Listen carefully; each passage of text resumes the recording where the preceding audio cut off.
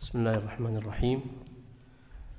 الحمد لله رب العالمين، والصلاة والسلام على أشرف الأنبياء والمرسلين وعلى آله وصحبه أجمعين. اللهم علمنا ما ينفعنا وانفعنا بما علمتنا وزدنا علما وعملا يا رب العالمين. اللهم فقهنا في الدين واجعلنا هداة مهتدين. لا يزال حديثنا موصولا في التعليق على كتاب الروض المربع. وصلنا إلى قول المصنف رحمه الله: ويكبر أربعا. تفضل. الحمد لله وحده والصلاة والسلام على من لا نبي بعده. اللهم اغفر لنا ولشيخنا وللحاضرين. يقول المؤلف: ويكبر أربعا لتكبير النبي صلى الله عليه وسلم على النجاشي أربعا، متفق عليه. يقرأ في الأولى أي بعد التكبيرة الأولى، وهي تكبيرة الإحرام، بعد التعوذ والبسملة الفاتحة سرا ولو ليلا، لما روى ابن ماجه عن أم شريك الأنصارية رضي الله عنها قالت: أمرنا رسول الله صلى الله عليه وسلم أن نقرأ على الجنازة بفاتحة الكتاب، ولا يستفتح ولا يقرأ سورة معها. نعم، هو المصنف سيبدأ في الحديث عن صفة الصلاة على الميت، فقال: ويكبر أربعا. طبعا التكبير 4 تكبيرات على الميت في صلاة الجنازة هو الذي ورد عن النبي صلى الله عليه وسلم، وكان آخر الأمرين منه صلى الله عليه وسلم، وعليه عمل الصحابة وإجماعهم. وإلا فإنه قد ورد في حديث في صحيح مسلم أن النبي صلى الله عليه وسلم كبر 5، وورد عن بعض الصحابة رضي الله عنهم أنهم كبروا 6 و7، ولذلك اتفقوا على أنه لا ينقص بالتكبير عن 4، وبعضهم يقول عن 3، ولا يزاد به عن 7. قال المصنف: ويكبر أربعا لتكبير النبي صلى الله عليه وسلم على النجاشي 4. فالمذهب وخارج المذهب يقولون لا ينقص عن 4، والمذهب لا يستحب الزيادة على 4 أيضا في المعتمد عندهم. قال المصنف: يقرأ في الأولى أي بعد التكبيرة الأولى، وهي تكبيرة الإحرام، بعد التعوذ والبسملة الفاتحة. فهو أفادنا مسائل. المسألة الأولى أن التعوذ مشروع، وأن البسملة مشروعة، ودعاء الاستفتاح لم يذكر، فهل هو مشروع هنا أم لا؟ لا. لماذا؟ قالوا: لأن مبنى صلاة الجنازة على التخفيف، فلذلك لم يذكر فيها دعاء الاستفتاح. قال: يقرأ، إذن هو يتعوذ ثم يبسمل ثم يقرأ الفاتحة. هل يقرأ الفاتحة قراءة سرية أم جهرية؟ المصنف يقول سرية. قال: حتى ولو ليلا، يعني ولو كانت الصلاة في الليل، فإن صلوات الليل جهرية، فإنه يقرأها سرا. واستدل على ذلك بالحديث الوارد عن أم شريك الأنصارية رضي الله عنها قالت: أمرنا رسول الله صلى الله عليه وسلم أن نقرأ على الجنازة بفاتحة الكتاب. قال الموفق رحمه الله: لا يعلم بين أهل العلم خلاف أنه لا يسن الجهر بالقراءة ولا بالدعاء، وأنه لا يقرأ بعد أم القرآن شيئا. هذا إجماع نقله المغني رحمه الله، نقله ابن قدامة رحمه الله في المغني. قال: لا يعلم بين أهل العلم خلاف أنه لا يسن الجهر بالقراءة ولا بالدعاء، ولا يقرأ بعد أم القرآن شيئا. طبعا جاء في حديث عن أبي أمامة أنه قال: السنة في الصلاة على الجنازة أن يقرأ في التكبيرة الأولى بأم القرآن مخافتة، فهذا دليلهم على السرية. ثم يكبر 3. وجاء عن طلحة بن عبد الله بن عوف قال: صليت خلف ابن عباس رضي الله عنهما على جنازة فقرأ بفاتحة الكتاب وقال: ليعلموا أنها سنة. فهذه الأدلة متضافرة على القراءة بفاتحة الكتاب. قال المصنف: ولا يستفتح ولا يقرأ سورة معها، وذكرنا هذا. تفضل. ويصلي على النبي صلى الله عليه وسلم أي بعد التكبيرة الثانية كالصلاة في التشهد الأخير، لما روى الشافعي عن أبي أمامة بن سهل أنه أخبره رجل من أصحاب النبي صلى الله عليه وسلم أن السنة في الصلاة على الجنازة أن يكبر الإمام ثم يقرأ بفاتحة الكتاب بعد التكبيرة الأولى سرا في نفسه، ثم يصلي على النبي صلى الله عليه وسلم ويخلص الدعاء للميت ثم يسلم. نعم، هذه التكبيرة الثانية وتكون فيها الصلاة على النبي صلى الله عليه وسلم. قال بعد التكبيرة الثانية كالصلاة في التشهد، يعني المقصود الصلاة الإبراهيمية بصيغتها المعروفة. قال لما روى الشافعي عن أبي أمامة وذكر الحديث، وذكروا أن هذا قد ثبت بنقل الخلف عن السلف وأن عليه عمل المسلمين، الذي هو أنه في التكبيرة الثانية يصلى على النبي صلى الله عليه وسلم. إذن ففي التكبيرة الأولى ثابتة بالأحاديث الثابتة عن النبي صلى الله عليه وسلم وبالآثار وبإجماع المسلمين، وكذلك التكبيرة الثانية أنه يكون بعدها الصلاة على النبي صلى الله عليه وسلم. نعم، تفضل. ويدعو في الثالثة لما تقدم فيقول: اللهم اغفر لحينا وميتنا وشاهدنا وغائبنا وصغيرنا وكبيرنا وذكرنا وأنثانا، إنك تعلم متقلبنا ومثوانا، وأنت على كل شيء قدير. اللهم من أحييته منا فأحيه على الإسلام والسنة، ومن توفيته منا فتوفه عليهما. رواه أحمد والترمذي وابن ماجه من حديث أبي هريرة رضي الله عنه، لكن زاد فيه الموفق: وأنت على كل شيء قدير، ولفظة السنة: اللهم اغفر له وارحمه وعافه واعف عنه وأكرم نزله، بضم الزاي وقد تسكن وهو القرى، وأوسع مدخلا بفتح الميم مكان الدخول وبضمها الإدخال، واغسله بالماء والثلج والبرد، ونقه من الذنوب والخطايا كما ينقى الثوب الأبيض من الدنس، وأبدله دارا خيرا من داره وزوجا خيرا من زوجه، وأدخله الجنة وأعذه من عذاب القبر وعذاب النار. رواه مسلم عن عوف بن مالك رضي الله عنه أنه سمع النبي صلى الله عليه وسلم يقول ذلك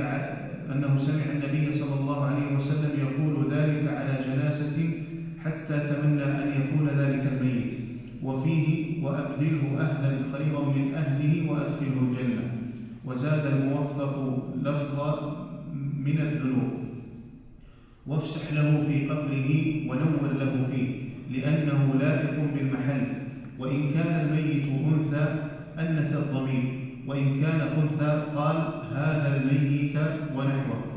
ولا بأس بالإشارة بالإصبع حال الدعاء للميت. نعم، هنا ذكر المصنف رحمه الله التكبيرة الثالثة وأنه يكون بعدها الدعاء للميت، وفيها مسائل. المسألة الأولى: ذكر المصنف هنا صيغ من الدعاء للميت. هذه الصيغ هي الصيغ التي اختارها الأصحاب، واستدلوا على ذلك بأحاديث ثابتة في الصحيح وفي السنن. وجاء هناك بعض الأحاديث الأخرى غير هذه، منها ما جاء في حديث واثلة بن الأسقع قال صلى رسول الله صلى الله عليه وسلم على رجل من المسلمين فسمعته يقول: اللهم إن فلان ابن فلان في ذمتك وحبل جوارك فقه فتنة القبر وعذاب النار. وهذا رواه أبو داود وابن ماجه.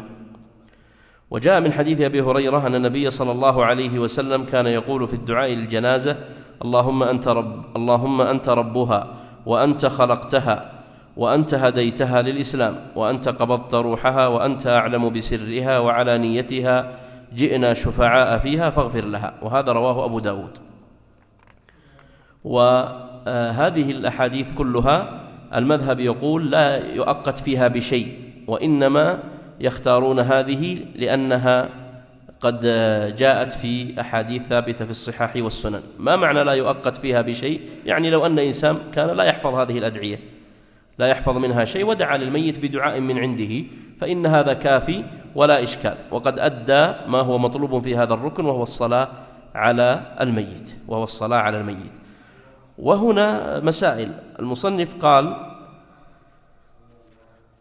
لا قبلها مسألة، لأنه قال: اللهم اغفر لحينا وميتنا وشاهدنا، معناه الحاضر وغائبنا وصغيرنا وكبيرنا.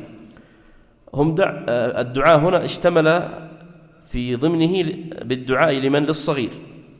قالوا والصغير ليس محل تكليف، فكيف يدعى له؟ كيف نجيب على هذا؟ ذكروا أجوبة. الجواب الأول أنه باعتبار ما يصير إليه وهو التكليف.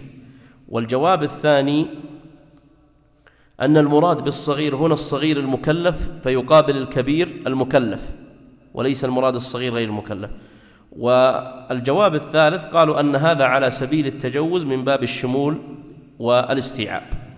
إذن هذه ثلاثة أجوبة ذكرها شراح الحديث في الإتيان في الحديث بلفظ الصغير، لأنه اشتمل. نحن سنذكر بعد أنه إذا كان السقط صلي عليه أو كان شخص طفلا صغيرا صلي عليه قبل البلوغ فإنه لا يدعى له بالمغفرة، وإنما يدعى لوالديه بالمغفرة وأن يكون فرطا لهما وشفيعا مجابا. قالوا لأنه لم يجري عليه قلم تكليف، وبالتالي فلا حاجة لهذا. فهنا ورد مثل هذا الإشكال، فقالوا الجواب إما أن يكون بقصد ما سيصير إليه وهو التكليف، وإما أن يكون المقصود الصغير المكلف يقابل بالكبير المكلف، وإما أن يكون هذا على سبيل التجوز بقصد الاستيعاب والشمول. نعم. يقول هنا لكن زاد فيه الموفق، يقصد من؟ ابن قدامة، موفق الدين ابن قدامة. زاد في هذا الحديث وأنت على كل شيء قدير ولفظ السنة. طبعا الحديث فيه فأحيه اللهم من أحييته منا فأحيه على الإسلام، والسنة هذه زيادة جاءت من الموفق. وأيضا قبلها وأنت على كل شيء قدير، هذه زيادة من الموفق. ليس معنى هذا أن هذه الزيادة لم ترد في بعض الأحاديث، وردت في بعض الأحاديث الأخرى، لكن المقصود أنها في الحديث المذكور هذا لم ترد فيه بخصوصه. ثم هنا مسألة ثالثة أو رابعة، وهي في قوله وأبدله دارا خيرا من داره وزوجا خيرا من زوجه. قالوا هذا يقال للرجل، أما المرأة فلا يقال لها وأبدلها زوجا خيرا من زوجها. ولماذا؟ لأن الرجل قد تكون هذه المرأة إذا كانت صالحة إحدى زوجاته في الجنة، وأما المرأة فإنه هذا الزوج يطلب أن يكون هو زوجها في الجنة، ولذلك استبدله بعضهم بقوله وأبدله دارا خيرا من داره ومنزلا خيرا من منزله، ومنزلا خيرا من منزله. ذكر في الإقناع هذا الكلام. نعم. ثم قال المصنف هنا وإن كان الميت أنثى، أنث الضمير، يعني يقول اللهم اغفر لها وارحمها. وإن كان خنثى قال هذا الميت أو هذه الجنازة، فيقال اللهم اغفر لهذا الميت أو اللهم اغفر لهذه الجنازة، حتى يشمل إن كان ذكر أو إن كان أنثى. قال ولا بأس بالإشارة بالإصبع حال الدعاء للميت. المقصود أثناء صلاة الجنازة فيشير بإصبعه يقول اللهم اغفر لهذا الميت أو اللهم اغفر له أو اللهم اغفر لها، فيشير بالإصبع إلى هذه الجنازة. ولا بأس يعني إيش؟ يباح. إذا قالوا ولا بأس فيقصدون به الإباحة. نعم. تفضل.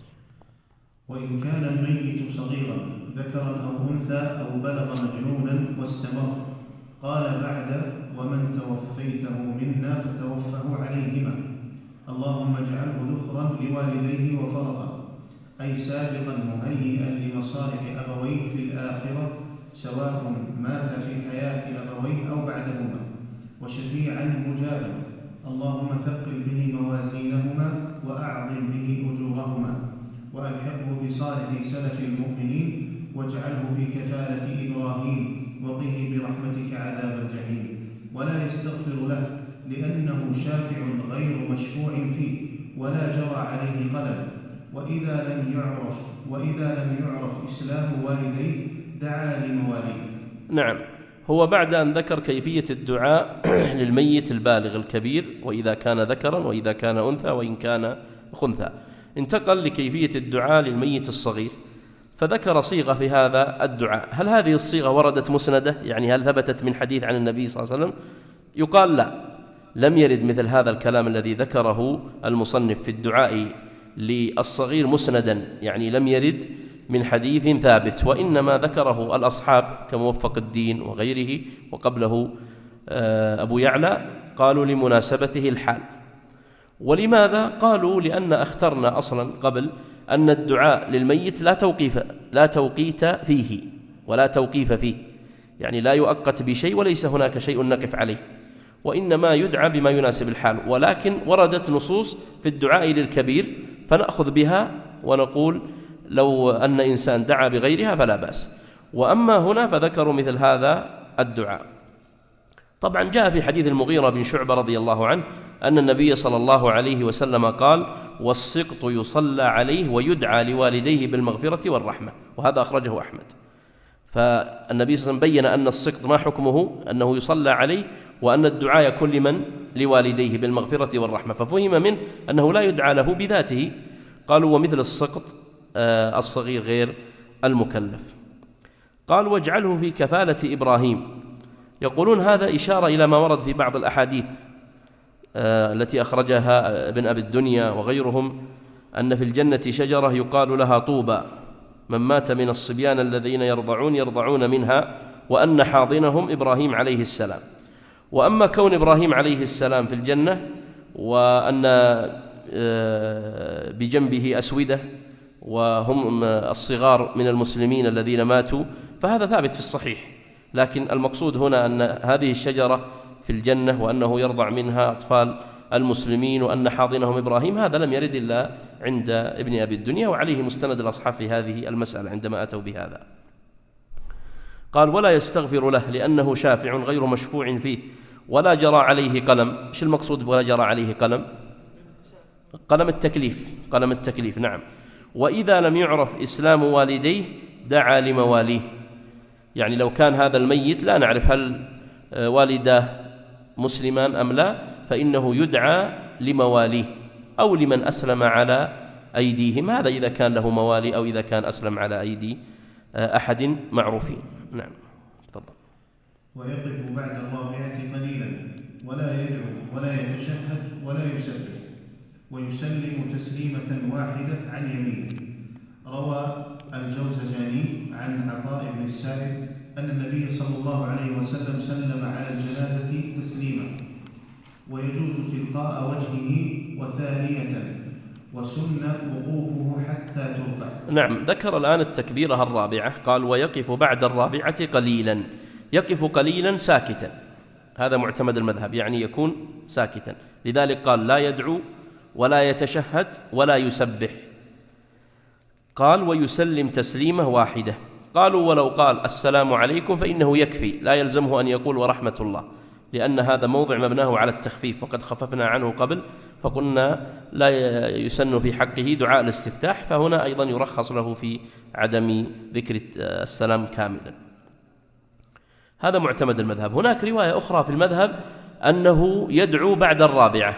قالوا: بماذا يدعو؟ قالوا: يدعو إما بقوله اللهم لا تحرمنا أجره ولا تفتنا بعده واغفر لنا وله، أو بقوله ربنا آتنا في الدنيا حسنة وفي الآخرة حسنة وقنا عذاب النار.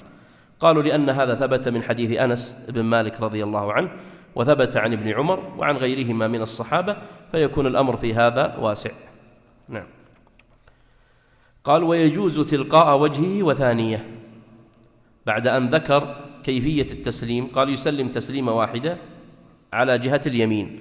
لو أنه سلم تلقاء وجهه أجزأ، لو أنه سلم ثنتين، عن يمينه واحدة وعن يساره واحدة، أجزأ. والآن لو أن إنسان منا يصلي وسلم تسليمتين تلقاء وجهه، صحيحة ولا لا؟ تجزئه وتخرج من الصلاة؟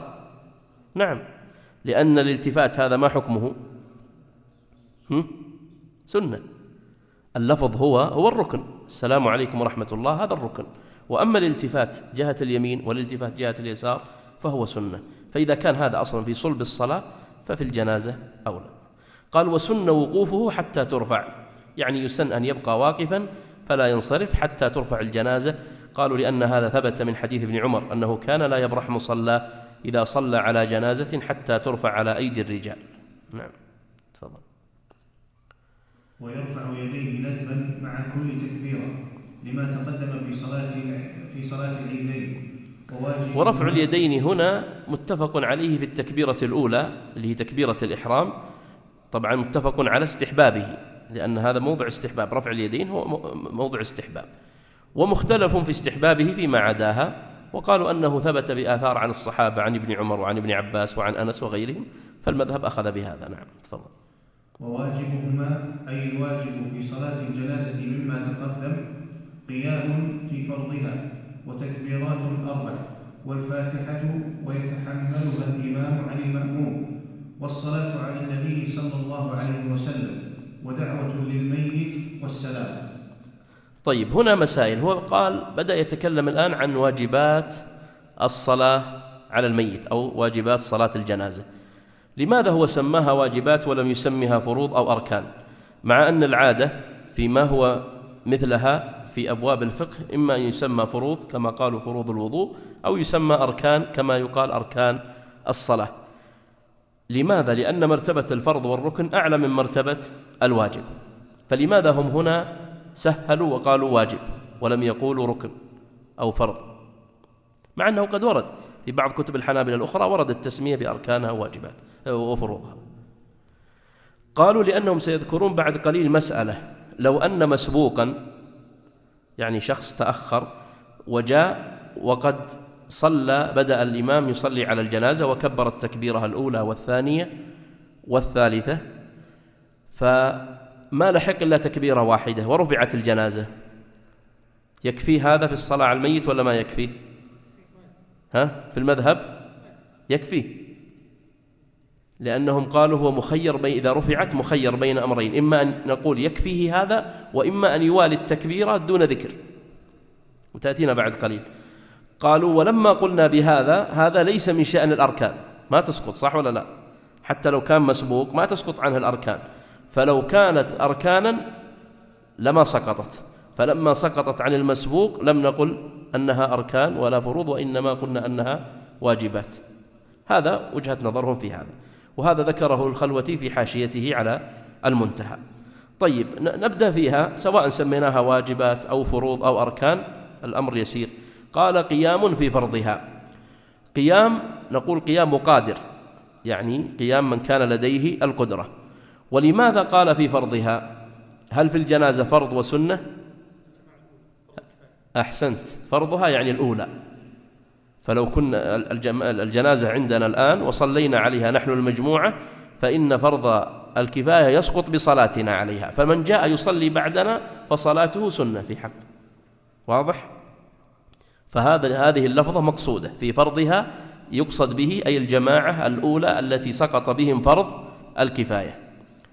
وتكبيرات 4، هذا الركن الثاني، التكبيرات، وقيدها بأنها 4. وقلت قبل قليل أن المذهب لا يجيزون إنقاصها عن 4 ولا يستحبون الزيادة عليها، وإن كانوا يثبتون الزيادة عن النبي صلى الله عليه وسلم وعن الصحابة إلى 5 و6 و7 ولا زيادة على السبع.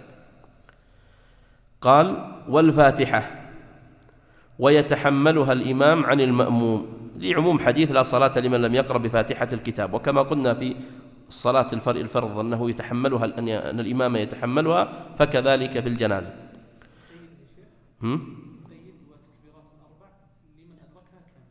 أيوة، لغير المسبوق، لغير المسبوق. نعم أحسنت. والصلاة على النبي صلى الله عليه وسلم، قالوا ولا يتعين لفظ مخصوص، ولكنهم استحبوا قبل قليل الصلاة ليش؟ الإبراهيمية، صيغة الصلاة الإبراهيمية. لكن لو قال اللهم صل على محمد واكتفى بذلك فإن هذا الركن قد أداه. ودعوة للميت. والمستحب هو ما ذكرنا، والمجزئ أن يقول له اللهم اغفر له. قالوا لو أنه قال اللهم اغفر له أجزأه هذا.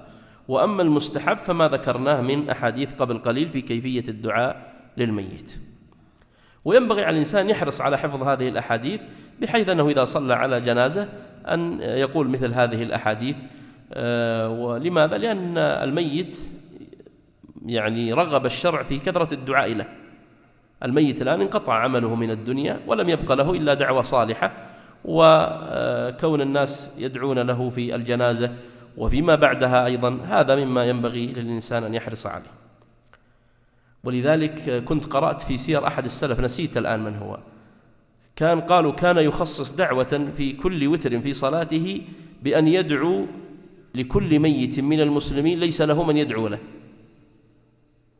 فقالوا يعني كأن هذا من نصحه رحمه الله، والله نسيت الآن من هو، ولكن قرأت في سيرة أحد من السلف.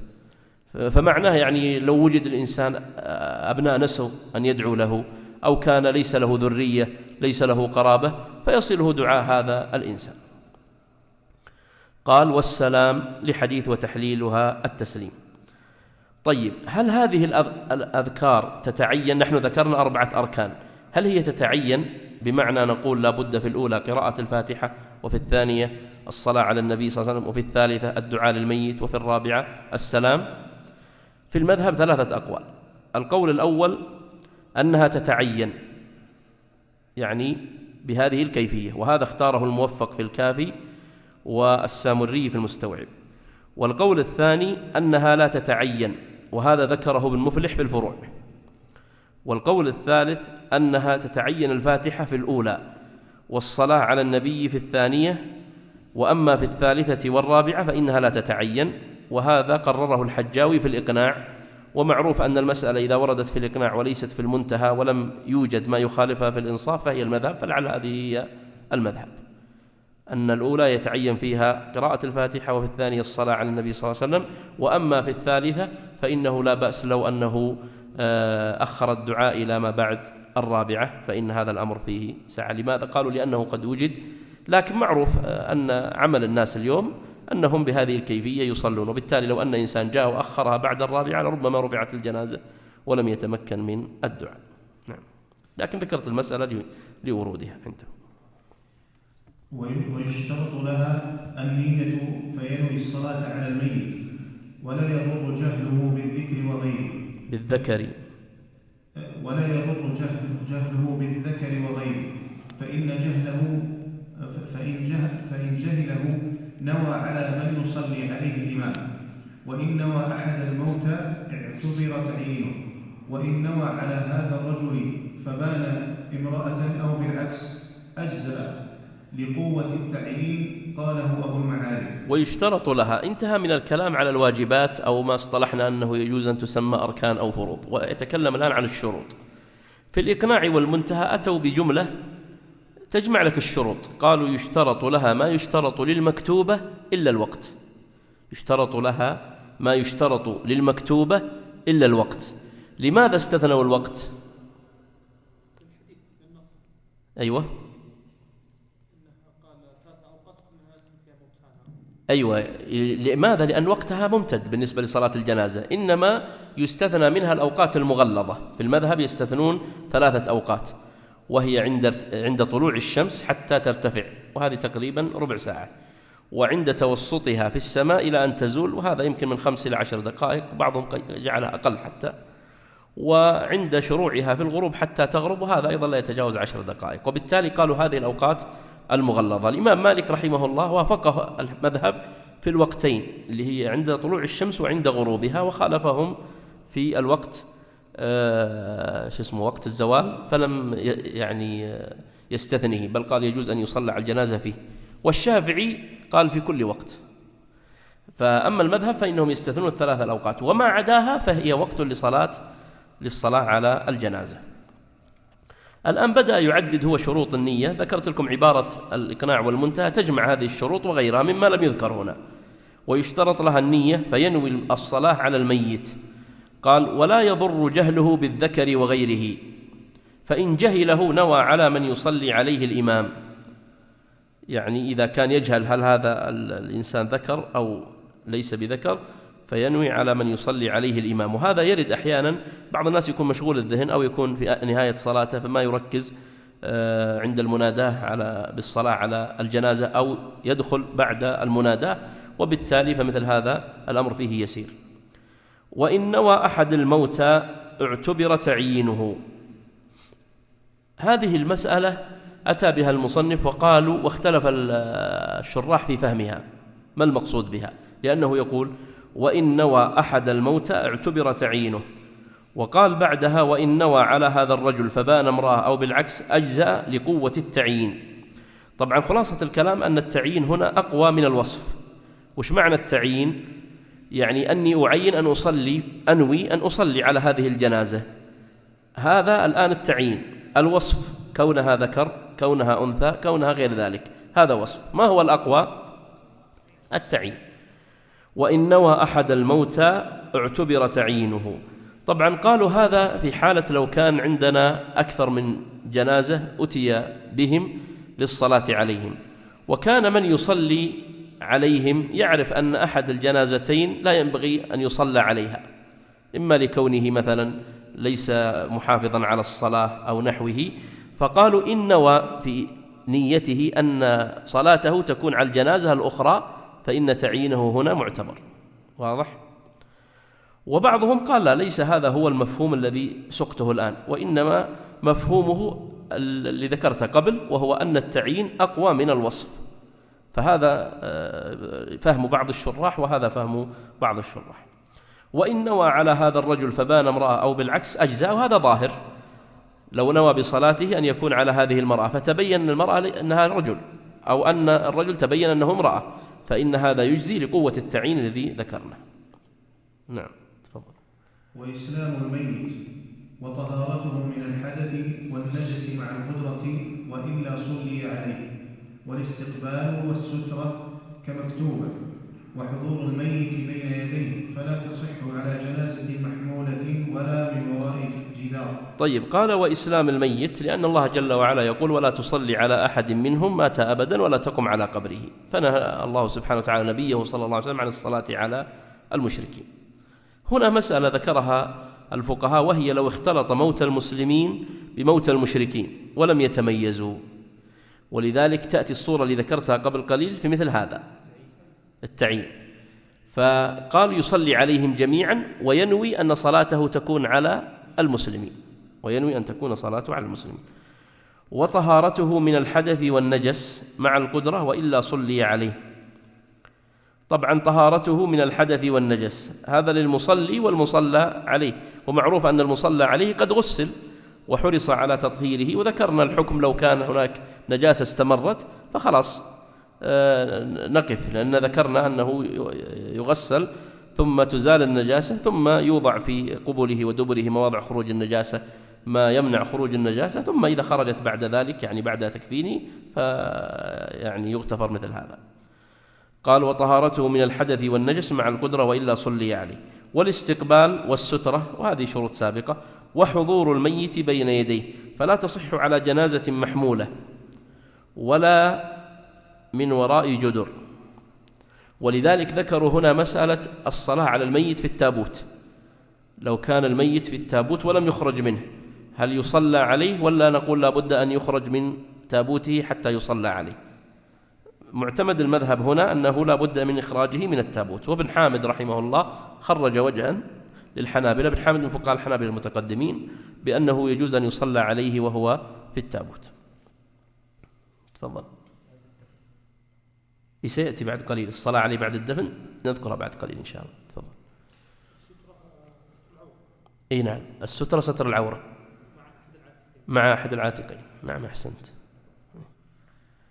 ومن فاته شيء من التكبير قضاه ندبا على صفته، لأن القضاء يحكي الآداء كسائر الصلوات، والمقضي أول صلاته يأتي فيه بحسب ذلك، وإن خشي رفعها تابع التكبير رفعت أم لا، وإن سلم مع الإمام ولم يقضه صحت، لقوله صلى الله عليه وسلم لعائشة رضي الله عنها ما فاتك لا قضاء عليك. نعم، هذه المسألة اللي ذكرناها مسألة حكم المسبوق في صلاة الجنازة، وذكر المصنف أن لها حالتان. الحالة الأولى أن هذا المسبوق لا يخشى رفع الجنازة، يعني يتوقع أن الجنازة ستبقى ولا يحملونها ليذهبوا بها للدفن، فالحكم هنا أنه يصلي ويكمل. ومسألتهم هذه كمسألة ما فات المسبوق في الصلاة، فإن المذهب يقولون ما فاته هو آخر صلاته وما يقضيه أولها، فكذلك هنا، فلو أنه مثلا أدرك التكبيرة الثالثة ودعا للميت وأدرك التكبيرة الرابعة، بقي عليه تكبيرتان، ماذا يفعل فيهما؟ يقرأ الفاتحة ويصلي على النبي صلى الله عليه وسلم، اعتبارا بأن ما فاته هو قراءة الفاتحة والصلاة على النبي صلى الله عليه وسلم. هذا اللي ذكره المصنف: ومن فاته شيء من التكبير قضاه ندبا على صفته، لأن القضاء يحكي الأداء كسائر الصلوات، وكونه يقضيه ندبا هذا من مفردات المذهب، وإلا فإن الجمهور يقولون يقضيه إيش؟ وجوبا لا ندبا. طيب، إذن هذه الحالة الأولى. وقال: والمقضي أول صلاته يأتي فيه بحسب ذلك اللي ذكرنا. هذا إذا كان لا يخشى رفع الجنازة. وإن خشي رفعها، هذه الحالة الثانية، إذا كان يخشى أن الجنازة ترفع، فما الحكم؟ قالوا: هو مخير بين أمرين. الأمر الأول أن يوالي التكبيرات دون ذكر، يعني سلم الإمام يقول الله أكبر الله أكبر الله أكبر، فلا يذكر ولا يصلي ولا يدعو ولا شيء. والأمر الثاني أن يسلم ويجزئه ذلك، وكونه يسلم ويجزئه ذلك هذا أيضا من المفردات، فإن جمهور الفقهاء لم يقولوا بمثل هذا. إذن فخلاصة الكلام في هذه المسألة بالنسبة للمسبوق في صلاة الجنازة أنه إذا لم يخشى رفع الجنازة فإنه يأتي بها على كيفيتها على معتمد مذهب الحنابلة، ما يدركه آخر صلاته وما يقضيه أولها، وهم قالوا يكملها ندبا، والجمهور على أنه وجوبا. أيوة،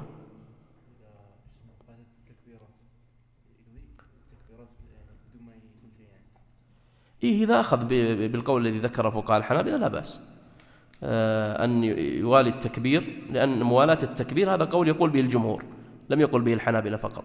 إنما الذي لم يقل به إلا الحنابلة فقط هو الإسقاط، أنه يسقط عنه هذا اللي هو قالوا: وإن سلم مع الإمام ولم يقضه صحت. نعم، تفضل.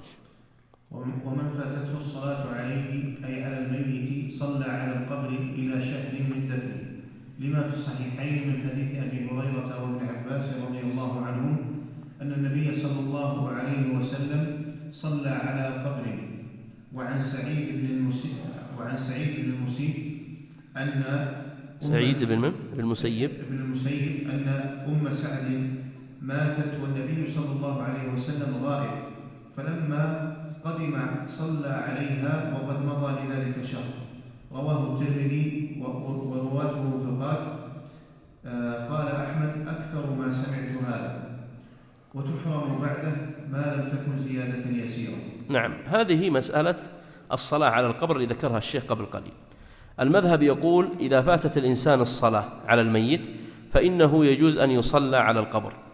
قالوا إلى شهر من دفنه، ولاحظ أنهم قالوا من دفنه لأنهم سيذكرون بعد قليل الصلاة على الغائب شهر من موته، وهناك فرق بين موته ودفنه، فإنه قد المدة قد تختلف. طبعا من شهر من دفنه أو زيادة يسيرة، لأنهم ذكروا الزيادة بعد. الزيادة اليسيرة قالوا كيوم أو يومين أو نحوها، فإن الزيادة اليسيرة لا بأس بها. طبعا هذا أيضا من مفردات المذهب أن الصلاة على القبر تصح إلى شهر من دفن الميت، هذا من مفردات الحنابلة، واستدلوا على ذلك بما في الصحيحين من حديث أبي هريرة.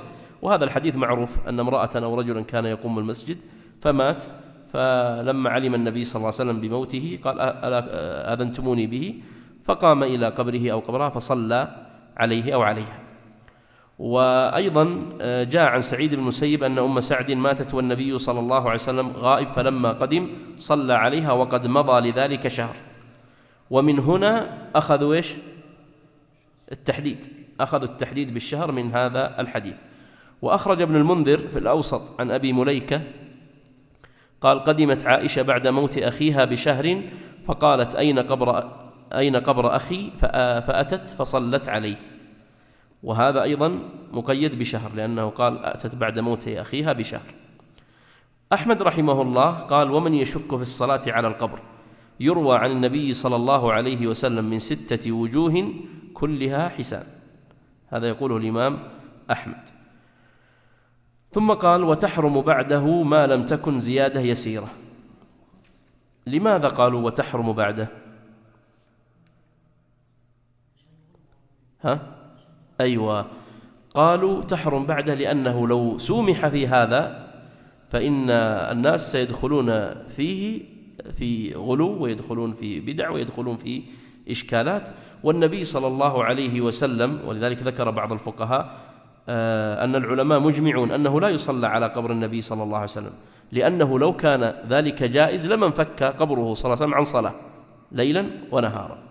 فإذا كان العلماء قد أجمعوا أنه لا يصلى على قبر النبي صلى الله عليه وسلم فغيره من باب أولى. طيب، هنا ورد إشكال، قالوا ما تجيبون أو ما قولكم في الجواب على أن النبي صلى الله عليه وسلم صلى على شهداء أحد بعد 8 سنين؟ وهذا جاء في بعض الأحاديث. فأجيب طبعا فقهاء الحنابلة قالوا عندنا جواب سريع عليه، اللي هو قالوا معنى صلى عليهم إيش؟ دعا لهم. قالوا معنى أنه صلى عليهم يعني دعا لهم، وإن كان في بعض الآثار إثبات الصلاة ذاتها اللي هي صلاة على الميت، جاء بعض فقهاء الحنابلة قالوا هذا محمول على الخصوصية. أي نعم، فهم إما حملوه على التأويل بأن معنى الصلاة الدعاء، أو حملوه على الخصوصية. هنا مسألة، من أراد أن يصلي على جنائز بعد دفنها فلا تخلو من حالين. يعني إذا كان أكثر من جنازة، مثلا توفي أقارب للإنسان وكان بعيد، وهذه تحصل أحيانا، يكون إنسان خارج المملكة يتوفي له أقارب، قد يكون أكثر من واحد، ثم يأتي يريد أن يصلي عليهم، فقالوا هذه الجنائز إما أن تكون كلها إلى جهة القبلة، وإما أن يكون بعضها إلى جهة القبلة وبعضها إلى غير جهة القبلة. يعني ليس، لأن الجنائز كلها ستكون للقبلة، لكن المقصود في قيامه أو وقوفه هو في الصلاة. فإن كانت في وقوفه للصلاة كلها إلى جهة القبلة فيصلي عليها صلاة واحدة. وأما إن كان حال وقوفه تكون بعض الجنائز حال وقوفه جهة القبلة وبعضها إلى جهة أخرى، فربما تكون خلفه، فما الأمر؟ أو تكون عن يمينه أو عن يساره، فقالوا كل جنازة تكون بحسبها، يعني يصلي على كل جنازة لوحدها. نعم. كيف يبدل؟ لا، الآن مثلا هذا الإنسان بيصلي، هذه جنازة وهذه جنازة أخرى، الآن هذه الجنازة وهذه الجنازة وهذه الجنازة كلها إلى جهة القبلة، سيصلي هنا وتكون الجنائز كلها إلى جهة القبلة، لا إشكال. لكن لو كان في جنازة هنا وفي جنازة هنا وفي جنازة هنا، لا يستطيع الآن أن يجمعهم كلهم في صلاة واحدة، فيصلي على كل جنازة لوحدها. واضح؟ في القبر، الكلام على القبر، المسألة هذه في الصلاة على القبر. تفضل. ويصلي على غائب عن البلد ولو دون مسافة قصر، فيجوز صلاة الإمام والأحاد عليه بالنية إلى شهر، لصلاته صلى الله عليه وسلم على النجاشي، كما في المتفق عليه عن جابر رضي الله عنه. وكذا طيب، أيضا هنا مسألة، وهي لو أن الإنسان كان قد صلى على الجنازة ثم أراد أن يصلي عليها مرة أخرى، هل هذا جائز له أم لا؟ هذه تصير أحيانا، يصلون على الجنازة في مساجد مثلا مشهورة في بلدنا، مثلا في أبها يصلون عليه في مسجد الراجحي أو في مسجد ملك فهد، ثم يؤتى به إلى مسجد قريته، فيكونون أصلا أهله قد صلوا عليه هناك، يأتون معه، هل يصلون مرة أخرى؟ المشهور من المذهب الكراهة، مشهور المذهب الكراهة، إلا في 3 حالات. الحالة الأولى إذا كان قد صلي على بعض الميت ثم وجد بقيته، وهذا في بعض حوادث السيارات وغيرها. والحالة الثانية إذا كان من صلى على الميت ليس هو الأولى أو لم يأذن له من هو أولى، فمثلا الذي صلى على الميت نقول شخص ما كان أذن له من هو أولى بالصلاة على الميت، معروف أن الأولى بالصلاة على الميت وصيه ثم الابن ثم الأب، صح؟ ذكرنا هذا في ترتيب الصلاة. فلو كان مثلا الوصي ما أذن، أو نقول الابن، جاء شخص وصلى على الميت غير ابنه، بمعنى استعجل وأقام الصلاة. طبعا الآن نحن مقيدون بالأئمة أنهم يصلون على الميت، لكن نحن نفترض المسألة في أي وقت، لا ننظر لها إلى زماننا فقط، دائما المسائل الفقهية تفترضها في أي زمن وفي أي حال. فيقولون مثل لو كان هذا الابن لم يأذن لمن صلى على الميت فلا بأس أن يصلي عليه هو مرة أخرى. والحالة الثالثة إذا صلى على الميت صلاة غائب ثم حضر، فإن صلاته عليه لا بأس بإعادتها. الثاني الحالة الأولى قلنا لو كان وجد بعض الميت بعد ذلك. الحالة الثانية إذا كان من صلى على الميت ليس هو الأولى بالصلاة عليه. والحالة الثالثة إذا كان صلى عليه صلاة الغائب ثم حضر. طيب، ذكر بعد أن ذكر الصلاة على القبر ذكروا هنا مسألة الصلاة على الغائب. قال: ويصلي على غائب عن البلد ولو دون مسافة قصر، فيجوز صلاة الإمام والآحاد عليه. ويصلي على غائب عن البلد. طبعا البلد هذا قالوا إما أن يكون بلد صغير وإما أن يكون بلدا كبيرا. فأما البلد الصغير فالمذهب لا يختلف في أنه لا يصلى عليه صلاة الغائب إذا كان البلد صغير. يعني مثلا صلي عليه في حي الموظفين في مسجد شو اسمه هذا؟ البخاري. اسمع أحيانا نبغى نستحضرها تروح ترى ولا. فجئنا مثلا صلينا عليه في مسجد البخاري، ثم جاء شخص آخر في مسجد قريب من هنا فأراد أن يصلي عليه، فنقول لا، حي الموظفين هذا منحصر، وما دام صلي عليه هنا لا يصلى عليه صلاة الغائب في موضع آخر. المسألة الثانية إذا كان البلد كبيرا. إذا كان البلد كبيرا فالمعتمد في المذهب مثله أيضا، أنه إذا صلي عليه في أي ناحية من نواحي البلد فلا تصلى عليه صلاة الغائب في ناحية أخرى. والرواية الثانية في المذهب أنه إذا كان البلد بعيدا مترامي الأطراف وصلي عليه في ناحية من نواحي البلد جاز أن يصلى عليه صلاة الغائب من أهل النواحي الأخرى. قال: ويصلي على غائب عن البلد ولو دون مسافة قصر. هذه إشارة الخلاف، ولو دون مسافة قصر. لماذا؟ لأنهم لم يقيدوا هذا أن يكون هذا الغائب بعيدا فوق مسافة قصر. فيجوز صلاة الإمام والآحاد عليه. ولماذا قال يجوز صلاة الإمام والآحاد؟ إشارة الخلاف، لأن بعض قول في المذهب بأن هذا مقصور بمن؟ بالإمام دون آحاد الناس. طيب، ما هو الإشكال الذي في الصلاة على الغائب؟ هنا تخلف شرط من شروط الصلاة على الجنازة، وهو شرط حضور الميت.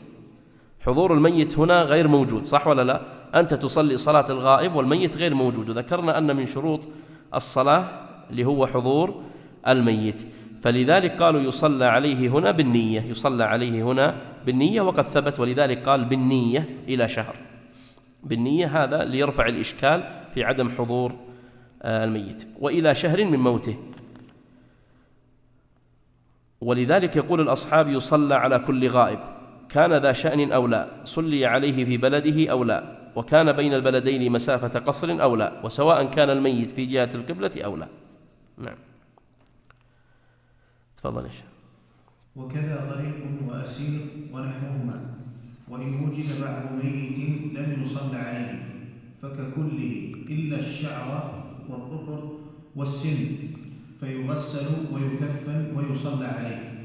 ثم إن وجد الباقي فكذلك، ويدفن بجنبه ولا يصلى على من. طيب، يقول هنا وكذا غريق وأسير ونحوهما، يعني أنه يصلى إيش عليهما. قالوا لأن النبي صلى الله عليه وسلم قد صلى صلاة الغائب على أحد الصحابة وهو في غزوة تبوك وكان غريقا. ويسقط هنا شرط حضور الجنازة كما ذكرنا. وإن وجد بعض ميت، هذه مسألة جديدة، وإن وجد بعض ميت لم يصلى عليه فككله إلا الشعر والظفر والسن.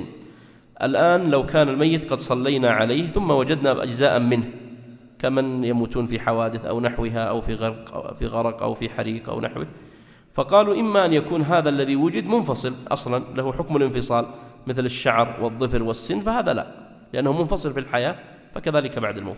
وإما أن يكون غير منفصل فإنه يصلى عليه. والدليل على أنه يصلى عليه وأنه يغسل قبل إجماع الصحابة. قال أحمد رحمه الله صلى أبو أيوب على رجل، وعمر على عظام بالشام، وأبو عبيدة على رؤوس بالشام، وألقى طائر يدا بمكة من وقعة الجمل فعرفت بالخاتم، وكانت يد عبد الرحمن بن عتاب، وصلى عليها أهل مكة، وكان ذلك بمحضر من الصحابة ولم يعرف لهم مخالف. فالإمام أحمد رحمه الله ذكر هنا جملة من الآثار عن الصحابة في الصلاة على بعض أجزاء الميت. قال فيغسل ويكفن ويصلى عليه وجوبا في هذه المسائل كلها. ثم إن وجد الباقي فكذلك ويدفن بجنبه. كيف ثم إن وجد الباقي؟ أيوة، يعني أجزاء ثانية منه فيتعامل معها مثل السابق. لكن لو كنا قد دفناه فندفنها بجنبه، لا ننبشه وندفن. تفضل. إيه؟ إذا كان في مشقة، نعم، إذا كان في مشقة في نقله إلى المكان القريب منه، أو كان هذا غير متاح، مثل تعرف الآن المقابر منظمة أصلا تدفن فيها اليوم ويجي بعد يومين قد 4-5 جنائز 10 جنائز وجدت. فيقال إن كان هناك مشقة في نقله إلى موضع الذي دفن فيه أكثره أو أغلبه فلا بأس أن يدفن في أي مكان. نعم.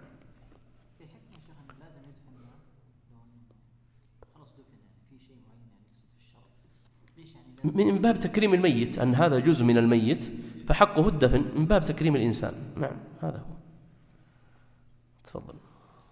ولا يصلى على مأكول ببطن آكل ولا مستحيل بإحراق ونحوه ولا على بعض حي مدة حياته. ذكر هنا لما ذكر أنه يصلى على من فقد منه شيء أو وجد منه شيء بعد دفنه، فقال الآن من هم الذين لا يصلى عليهم؟ مأكول ببطن آكل، يعني لو كان إنسان افترسه سبع أو أكله حوت في البحر أو نحوه فلا يصلى عليه. قالوا لأنه لا يمكن الوصول إليه وافتقد شروط الصلاة على الميت فلم يحضر، وليس هناك إمكانية لغسله ولا إمكانية لتكفينه، وبالتالي لا تمكن الصلاة عليه. ولا مستحيل بإحراق، يعني إيش معنى مستحيل؟ تحول بسبب الحريق إلى رماد ونحوه. قالوا مثل لو وقع في مملحة وصار ملحا فهذا لا يصلى عليه. والمرداوي رحمه الله في المسألتين هاتين صحح الصلاة، قال يصلى عليهما في المأكول ببطن الآكل وكذلك في المستحيل بالإحراق. وقبله ابن القيم أيضا صحح هذا القول. ولا على بعض حي مدة حياته. الآن لاحظ الآن المسألة الأولى بعض الميت الذي قد مات، هنا بعض الحي. قالوا مثل لو كان إنسان بترت مثلا نسأل الله السلامة والعافية بسبب غرغرينة يده أو رجله أو نحوها، أو قطع في حد من الحدود، فما حكم هذا المبتور منه؟ هل نقول أنه يغسل ويصلى عليه؟ يقول المصنف لا يصلى عليه. وهذا هو قول المذهب في هذه المسألة بالذات. تفضل.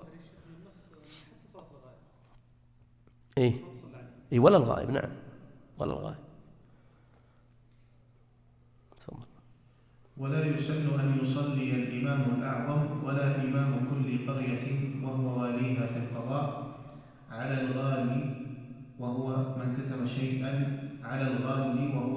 شيئا مما غنم، لما روى زيد بن خالد رضي الله عنه قال توفي رجل من جهينة يوم خيبر فذكر ذلك لرسول الله صلى الله عليه وسلم فقال صلوا على صاحبكم، فتغيرت وجوه القوم، فلما رأى ما بهم قال إن صاحبكم غل في سبيل الله، ففتشنا متاعه فوجدنا فيه خرزا من خرز اليهود ما يساوي درهمين، رواه 5 إلا الترمذي واحتج به أحمد. ولا على قاتل نفسه عمدا، لما روى جابر بن سمرة رضي الله عنه أن النبي صلى الله عليه وسلم جاءوه برجل قد قتل نفسه بمشاكس فلم يصل عليه، رواه مسلم وغيره. والمشاكس جمع مشكس كمنبر، نصل عريض أو سهم فيه ذلك، أو نصل طويل أو سهم فيه ذلك يرمى به الوحش. نعم، هنا مسألة الصلاة على الغال وقاتل نفسه عمدا المنتحر. ذكر المصنف هنا أنه لا يسن أن يصلي الإمام الأعظم ولا إمام كل قرية وهو واليها في القضاء. فذكر أن الذين يمنعون من الصلاة على أمثال هؤلاء هو الإمام الأعظم وواليه على القضاء. في رواية أخرى في المذهب أن الذي يمنع من الصلاة عليه هو الإمام الأعظم فقط دون واليه على القضاء. ويفهم من هذا أن أحد الناس يسوون يصلون عليه، الآن من غل شيئا من الغنيمة النبي صلى الله عليه وسلم امتنع من الصلاة عليه، لكنه لا يمنع سائر الصحابة، بل قال إن صاحبكم غل في سبيل الله، فذكر الحديث، وقال قبله قال صلوا على صاحبكم، قال صلوا على صاحبكم. وكذلك من قتل نفسه أي تعمد قتل نفسه فيمنع الإمام الأعظم ومعتمد المذهب وكذلك واليه على القضاء من الصلاة عليه. لماذا منعوا الإمام الأعظم واليه على القضاء من الصلاة عليه؟ ردع، من باب الردع لغيره. نعم تفضل. يقول لو كان الإمام الأعظم هو الوصي عليه، لو كان الإمام الأعظم هو الوصي نعم يمتنع من الصلاة عليه وتنتقل عنه إلى غيره، لأن مثل هذا مسوغ لانتقال الولاية، وهناك مسوغات لانتقال الولاية يذكرها الفقهاء متفرقة، يذكرون مسوغات انتقال الولاية، بعضها يذكرون في النكاح، بعضها يذكرون في الحضانة، وبعضها يذكرون في أبواب متفرقة.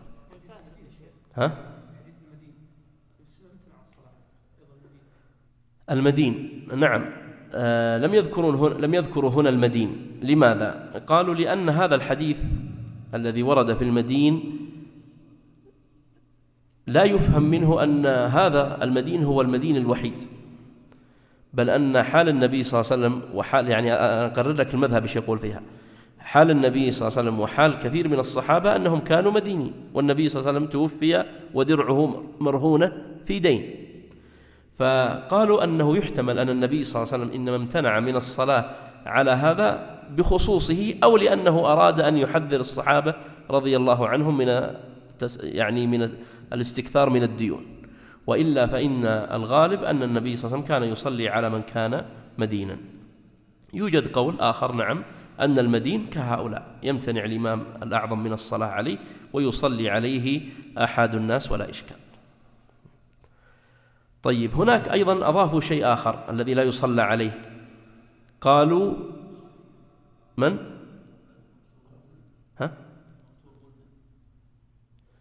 المقتول ظلما، هذا ذكرناه هناك بالنسبة لي لا هنا أضافوا صاحب البدعة، قال صاحب البدعة المكفرة سواء كان داعيا إليها أو ليس داعيا إليها، وهذا ذكره المرداوي في الإنصاف والحجاوي في الإقناع. وصاحب البدعة المكفرة، ايش المقصود بصاحب البدعة المكفرة؟ يعني كالجهمية والمعتزلة في من كفرهم ونحو ذلك، فهؤلاء بدعهم بدع مكفرة. تفضل يا شيخ.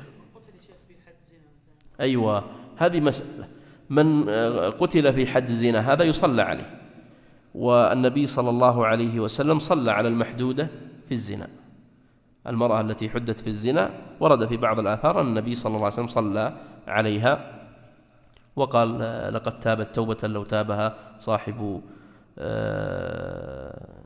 ايش؟ مكس لغفر. نعم. وقال في الحديث الآخر لقد تابت توبة لو وزعت على 20 بيتا من 20 ولا 70 لوسعته.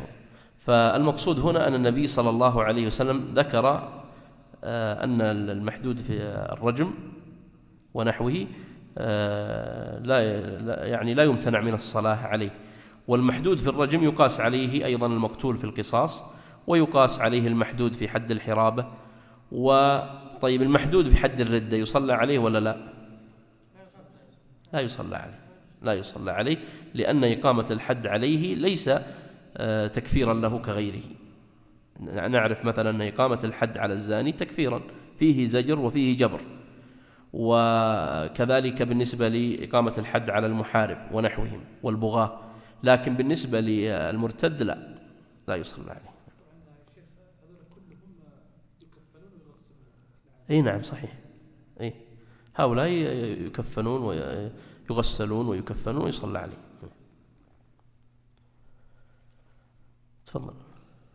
ولا بأس بالصلاة عليه أي على الميت في المسجد إن أمن تلويثه، لقول عائشة رضي الله عنها صلى رسول الله صلى الله عليه وسلم على سهيل بن بيضاء في المسجد، رواه مسلم، وصلي على أبي بكر وعمر رضي الله عنهم فيه، رواه سعيد. وللمصلي قيراط وهو أمر معلوم عند الله تعالى، وله بتمام دفنها آخر بشرط ألا يفارقها من الصلاة حتى تدفن. نعم. ختم المصنف الكلام في أحكام الصلاة على الجنازة بقوله: ولا بأس بالصلاة عليه على الميت في المسجد، ولكنه قيده بشرط عدم التلويث، فلو كانت الصلاة على الميت في المسجد قد تفضي إلى تلويثه فقالوا يحرم الصلاة عليه في المسجد. طبعا عملنا اليوم أن نصلي على الموتى في المساجد لأن أمن التلويث وارد ومتحقق، واستدل على ذلك بحديث عائشة رضي الله عنها وبفعل النبي صلى الله عليه وسلم. وكان الصلاة أيضا كانت على أبي بكر وعمر كانت في المسجد، وكانت بمحضر من الصحابة. قال: وللمصلي قيراط وهو أمر معلوم عند الله. لماذا؟ لأن القيراط اختلفوا فيه، هل القيراط يقصد به سدس الدرهم كما يجعلها الفرائض ونحوهم، ولا المقصود به شيء عند الله؟ طبعا في الحديث قال: وما القيراط؟ قال: مثل جبل أحد. وقال: وله بتمام دفنها آخر بشرط ألا يفارقها من الصلاة حتى تدفن، لأن النبي صلى الله عليه وسلم قال: من شهد الصلاة فله قيراط، ومن شهدها حتى تدفن فله قيراطان. نعم، والله أعلم، وصلى الله على محمد وآله وصحبه أجمعين. إيه؟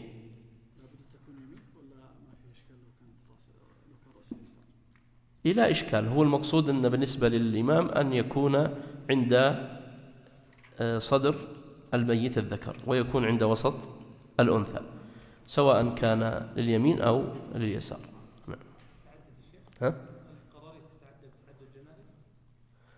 تعدد القراريط بتعدد الجنائز هذا محتمل، وهذه من مسائل الفضائل والأجور، والأمر فيها محتمل والله أعلم. وأنا كني سمعت، ما أدري والله ماني متأكد، في فتوى الشيخ بن باز أو غيره أنه ذكر مثل هذا. جمعية الدعوة والإرشاد وتوعية الجاليات بأبها، بالدعوة نحيا.